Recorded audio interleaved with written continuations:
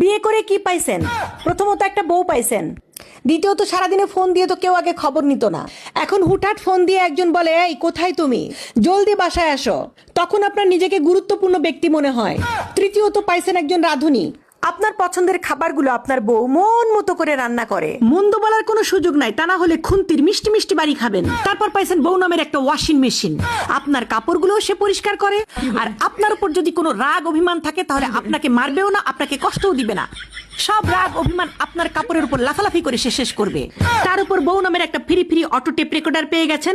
আপনি তার কথা শুনবেন না জেনেও আপনাকে সে সব সময় অ্যাডভাইস দিতে থাকে, কিসে আপনার ভালো হবে, কিসে আপনার খারাপ হবে, সব সময় বলতে থাকবে। আপনাকে নিয়ে সারাদিন যে চিন্তা করে। প্রতি সপ্তাহে খুব বড় সড়ো করে আপনাকে একটা বাজারের লিস্ট ধরিয়ে দেওয়া হয়, যাতে আপনি কম খরচে কিভাবে বেশি জিনিস কিনতে পারেন। তারপরে আপনার নিজের ঘরে আপনি রাত 10টার পরে ঢুকতে পারবেন না, সেই জন্য একটা বউ নামের দারোয়ান আপনি পেয়ে গেছেন। বউয়ের সাথে সাথে শ্বশুর শাশুড়ি শালা শালি পেয়ে গেছেন, যারা অপরিচিত হয়েও আপনার খুব আপন হয়ে গেছে। তারপর পেয়েছেন একটা বাচ্চা, বাবা বলে যখন লাভ দিয়ে কোলে ওঠে, বাগানে ফুল ফুটলে মালির যেরকম আনন্দ হয়, ঠিক ওই রকম স্বর্গীয় শান্তি এবং সুখ বউ আপনাকে দিয়েছে। বউ না থাকলে পারতেন? এত কিছুর পরে আপনারা কি চান? কি চান? আপনার জীবনের সবচেয়ে পার্সোনাল জিনিসের দায় দায়িত্ব বউ নিয়ে নিয়েছে, যেমন ফোন, মানি ব্যাগ, রিমোট।